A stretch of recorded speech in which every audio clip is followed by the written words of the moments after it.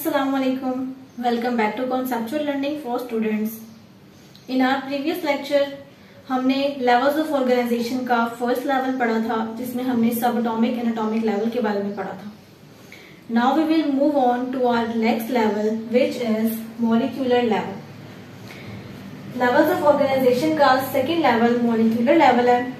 Molecular level में हम देखेंगे कि जब हमने सब एटॉमिक पार्टिकल्स पढ़े, सब एटॉमिक पार्टिकल्स से एक एटॉमिक लेवल बना एंड देन एटम्स ने जब कंबाइन किया तो बायो एलिमेंट बना. अब बायो एलिमेंट्स को जब हम कंबाइन करते हैं तो हमारे पास एक मॉलिक्यूल बन जाता है.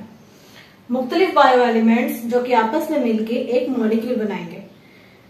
The definition of molecule is a molecule is the smallest part of a compound. किसी भी कंपाउंड का सबसे छोटा पार्टिकल मॉलिक्यूल कहलाता है. That retains all the properties of that compound, जिसमें उस कंपाउंड की तमाम तर खसूसियात पाई जाती हैं. अगर हम इसको एक कंपाउंड कंसीडर करें, ये छोटे छोटे मॉलिक्यूल से मिलकर बना है, तो एक कंपाउंड, इसमें ये ब्लू डॉट्स एक बायो एलिमेंट को रिप्रेजेंट कर रहे हैं. बायो एलिमेंट्स जब मिलते हैं तो हमारे पास बायो मॉलिक्यूल बनता है और वो एक कंपाउंड बना देता है. So this is these smaller particles are biomolecules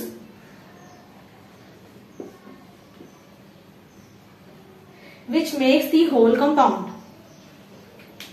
इसकी मिसाल अगर हम समझना चाहें अपने प्रैक्टिकल लाइफ में तो बिल्कुल ऐसी है कि जैसे हम एक बिल्डिंग बनाते हैं, उस पूरी बिल्डिंग भी हम एक एक ईंट या एक एक ब्रिक को पकड़ के नहीं पढ़ सकते. अगर हमने देखना है कि उस पूरी बिल्डिंग में क्या खसूसियात पाई जाती हैं, we consider that whole building as a compound and each substance, each brick जो उसकी एक एक ईंट है जिससे वो मिलके बनी है, उसको हम एक बायोमोलिक्यूल या मॉलिक्यूल कंसीडर करते हैं. और वो तमाम मॉलिक्यूल जब आपस में मिलते हैं तो एक बिल्डिंग यानी एक.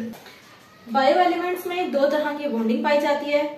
बायो एलिमेंट्स आपस में किस बॉन्डिंग के जरिए जुड़ के बायोमोलिक्यूल्स बनाते हैं, वो दो तरह की है, ionic bonding and covalent bonding. Ionic bonding as you all know ions की वजह से होती है and covalent bonding is due to the presence of valence electrons. Valence shell में कितने इलेक्ट्रॉन्स पाए जाते हैं उसकी बेस पे कोवलेंट बॉन्डिंग होती है and this is relatively stronger than ionic bonding. Biomolecules को हम दो तरह में क्लासिफाई हम दो तरीके से करते हैं, दो टाइप्स में क्लासिफाई करते हैं. First one is micromolecule and second is macromolecule.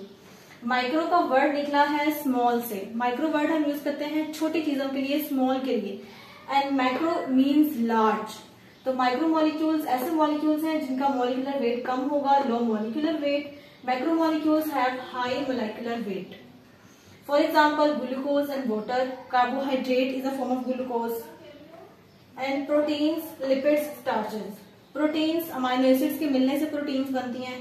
Lipids का मॉलिक्यूलर साइज ज्यादा होता है. लिपिड्स फैटी एसिड से मिलके बनते हैं. जितनी भी हमारे पास फैट्स हैं, all are the lipids. And starch is also a kind of glucose, a carbohydrate. So glucose का मॉलिक्यूलर साइज कम होगा, इसलिए हम इसको माइक्रोमोलिक्यूल्स में रखते हैं, और मैक्रोमोलिक्यूल्स में स्टार्चेस को रखते हैं क्योंकि इनका मॉलिक्यूलर साइज ज्यादा होता है. Then we have a biomolecule. Biomolecule का छोटा सा कॉन्सेप्ट है कि हमने जब मॉलिक्यूल्स पढ़े थे, मॉलिक्यूल्स में बहुत सारी बॉन्डिंग्स पाई जाती हैं, ionic and covalent bonding. Bio elements को मिलाने से बायोमोलिक्यूल्स बनते हैं. उस मॉलिक्यूल को जब हमने एक लिविंग बॉडी के अंदर पढ़ना है, क्योंकि एक लिविंग बॉडी बहुत ज्यादा मॉलिक्यूल से मिलकर बनी होती है, तो उस मॉलिक्यूल को हम कह देंगे एक biomolecule which is also a molecule.